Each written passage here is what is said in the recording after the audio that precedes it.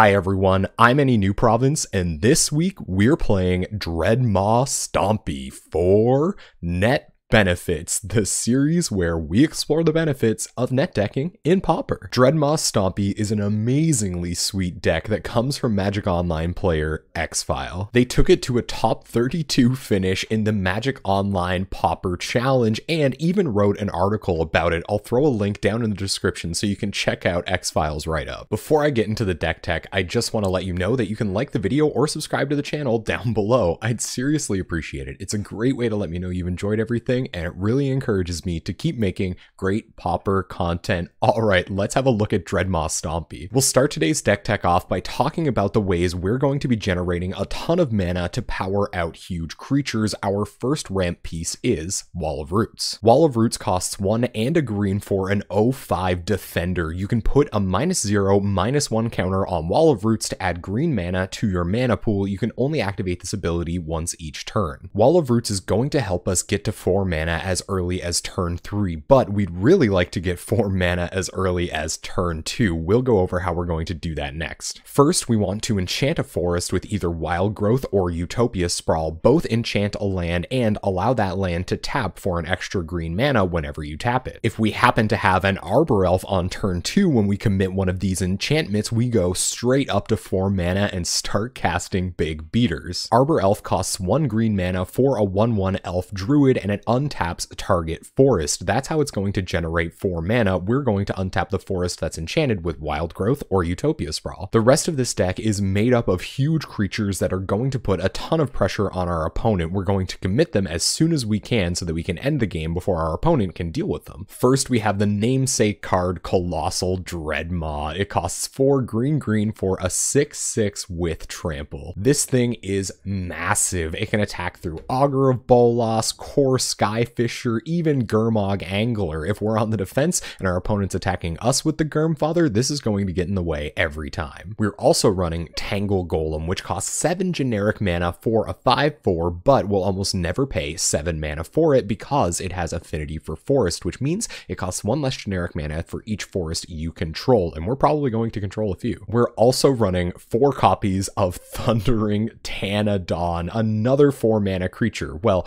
technically, it costs 4 generic mana and 2 Phyrexian green mana, which means we can pay 4 life to get this thing out on turn 2 with our Arbor Elf combo. It's a 5/4 with trample. Another 4-drop we're trying to power into on turn 2 is Blastoderm. It costs 2 green for a 5/5 with Shroud, which means it can't be the target of spells or abilities. Blastoderm's Shroud ability makes it very hard for your opponent to deal with it. Unfortunately, Blastoderm is going to deal with itself due to its fading ability, which says Fading 3. This creature enters the battlefield with 3 fade counters on it. At the beginning of your upkeep, remove a fade counter from it. If you can't, sacrifice it. Our last beat stick of a creature is the Resilient Phantom Tiger. It costs 2 and a green for a 1/0, which means it would die when it enters the battlefield, but it enters the battlefield with 2 +1/+1 counters. If damage would be dealt to Phantom Tiger, prevent that damage, remove a +1/+1 counter from it. Finally, the rest of the deck is made up of ways to pump and protect our creatures. Our first pump spell is the best one in the format. It's Rancor.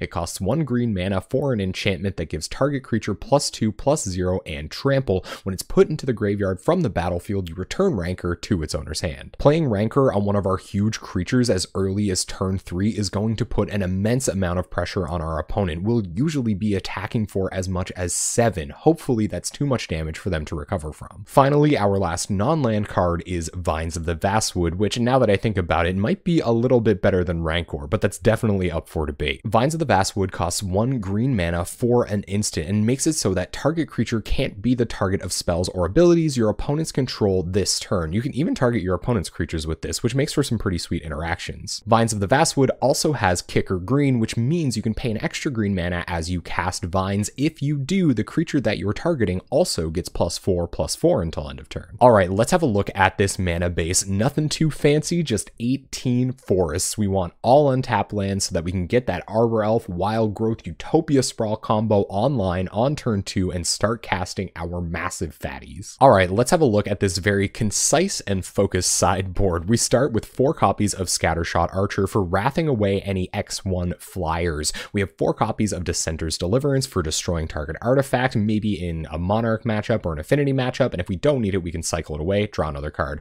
We have a Golgari Brown Scale package for dredging and gaining life when we're in those burn matchups, and we have 3 copies of Nylea's Disciple for gaining even more life in those burn matchups. There you have it, Dreadmaw Stompy. You should definitely check out the article that X-File wrote about this deck that I've linked in the description down below. We're going to take this deck into a league at twitch.tv/AnyNewProvince this Wednesday night at 7 p.m. Atlantic time. We're there every Wednesday night playing competitive Pauper decks. Before I go, I just want to remind you that you can like the video or subscribe to the channel down below. I'd seriously appreciate it. It's a great way to let me know that you've enjoyed everything, and it really encourages me to keep making great Pauper content. Thank you so much for watching. I hope you enjoyed this deck tech, and hopefully I'll see you on Wednesday night.